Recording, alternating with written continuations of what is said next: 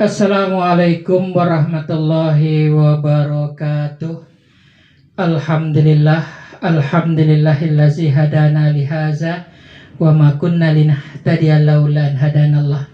Saudara-saudari kaum muslimin dan muslimat yang dirahmati Allah, ada cerita yang menarik dari kitab Ihya Ulumuddin bab terakhir.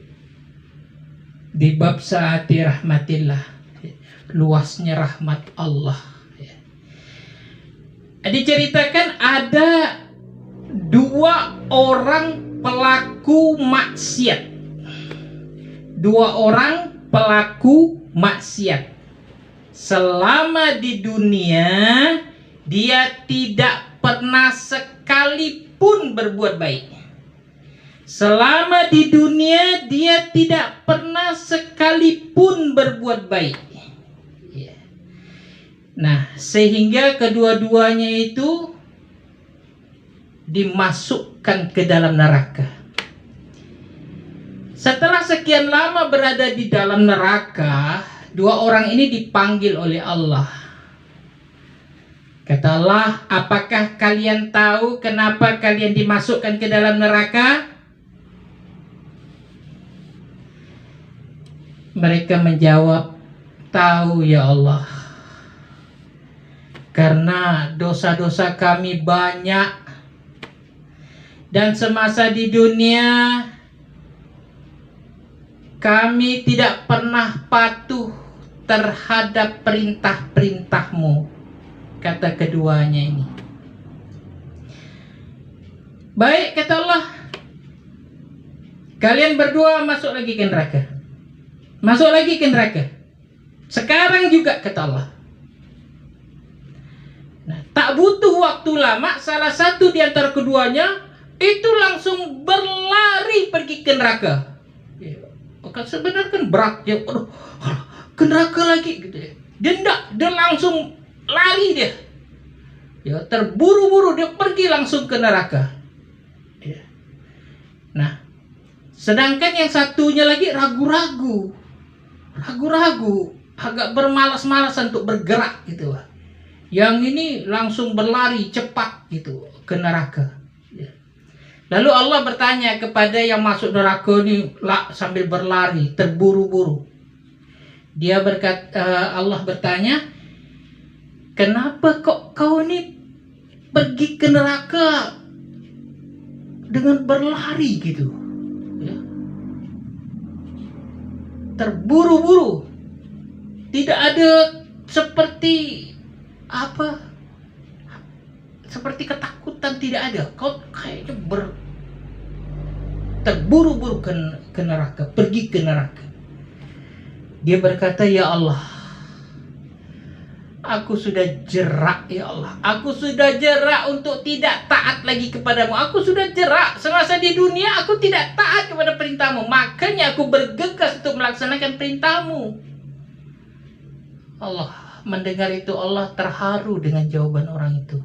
Baik, kata Allah, sekarang kau masuk ke surga karena ketaatanmu kepadaku itu. Orang tadi pun dengan gembiranya pergi ke surga, dibawa malaikat ke surga. Nah, sekarang Allah tanya lagi kepada yang bermalas-malasan tadi. Kata Allah, kenapa kau tampak seperti ragu-ragu begitu? Dia berkata, ya Allah, saat engkau dipanggil aku dari neraka, aku berkeyakinan akan mendapat ampunan, tidak akan kembali ke neraka. Aku mengira masa hukumanku di neraka sudah selesai. Aku berbaik sangka kepadamu ya Allah. Kemudian Allah memerintahkan agar dia juga dimasukkan ke dalam surga. Kenapa? Karena dia berbaik sangka kepada Allah. Nah, ada juga dikisahkan orang dia orang soleh. Ya, orang soleh lah, katakan begitu, karena dia melaksanakan perintah Allah. Hanya entah mengapa amalan dia itu tidak diterima oleh Allah, tak ada yang diterima oleh Allah, dan dosanya tak diampuni oleh Allah. amalnya tak diterima, dosanya tak diampuni. Ya. Lalu kemudian Allah putuskan dia masuk neraka. Ketika dia berjalan ke neraka, dia berkata, ya Allah, waktu di dunia aku ini berprasangka baik kalau engkau akan menerima amalku ini. Aku berprasangka baik kalau kau akan mengampuni aku, ya Allah. Mendengar itu, Allah langsung memerintahkan agar orang ini dimasukkan ke dalam surga. Bayangkan, sudah di neraka pun orang yang taat kepada Allah, tadi kan yang masuk neraka berlari ya, dia mentaati Allah tuh, ya, Allah masukkan dia dalam surga. Nah, udah di neraka pun, mau pergi ke neraka, udah di neraka dia berbaik sangka kepada Allah, masuk surga. Apalagi semasa di dunia dia beribadah, dia taat kepada Allah, dia berprasangka baik kepada Allah, ya, bahwa Allah akan menerima dan mengampuni dosa-dosanya. Ya.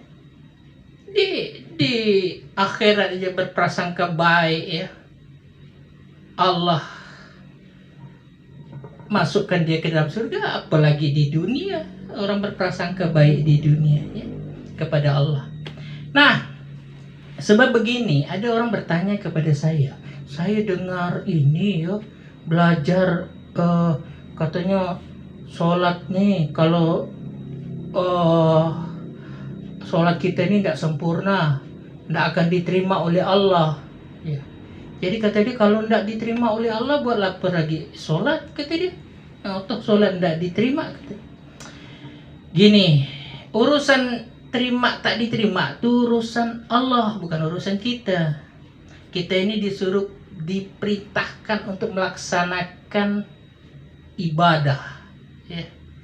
Nah, sesuai dengan kemampuan kita. La yukallifullahu nafsan illa wus'aha. Ya. Allah tidak bebankan seorang hamba itu di luar daripada kemampuannya. Yang dimaksud dengan sebatas kemampuan ini sebatas ilmu yang ada, gitu. Ya. Nah, bukan artinya sholat 5 waktu sehari semalam mampunya 3 waktu aja, 3 waktu, 2 waktu, bukan begitu. Kewajiban 5 kali sehari kerjakan sesuai dengan kemampuan ilmu kita. Bahkan ya, biarpun bacaan Al-Fatihah itu kan rukun, ya, tak sah baca. Tapi kalau memang kita hanya mampunya sedapat yang kita baca, itulah. Dan berbaik sangkalah kepada Allah. Ya, mudah kita berbaik sangka dengan Rahman dan Rahimnya. Allah menerima amal kita ini dengan segala kekurangan kelemahannya. Dan Allah akan mengampuni dosa-dosa kita. Ya. Nah, jadi laksanakan perintah Allah itu. Laksanakan perintah Allah sesuai dengan kemampuan yang ada pada kita. Ya. Nah, jadi masalah terima tak terima itu kan bukan urusan kita, urusan Allah. Ya. Tidak ada kita yang bisa menjamin amal kita ini diterima atau tidak. Tak tahu, biarpun sholat kiai sekalipun, ya. Nah, tidak ada yang urusan terima tak terima itu urusan Allah. Ya. Kita baik sangka saja dengan kemampuan yang ada pada kita ini, kita lakukan, ya kan? Dengan kita berharap Allah menerima ibadah kita ini dengan segala kelemahan dan kekurangannya, dan Allah mengampuni dosa-dosa kita. Ya. Yakinlah pada Allah, berprasangka baik kepada Allah. Ya, itu tadi di akhirat aja, di neraka aja berprasangka baik, Allah masukkan surga, apalagi selama di dunia ini. Ya. Nah, mudah-mudahan apa yang saya sampaikan ini bermanfaat, tapi kita tetap terus belajar menyempurnakan ibadah kita. Ya. Nah, mudah-mudahan apa yang saya sampaikan ini bisa menjadi bahan renungan lah untuk kita semua, dan tetap kita taat memanfaatkan, menggunakan waktu umur yang ada ini untuk beribadah kepada Allah. Demikian yang dapat saya sampaikan, lebih kurang saya mohon maaf. Wassalamualaikum warahmatullahi wabarakatuh.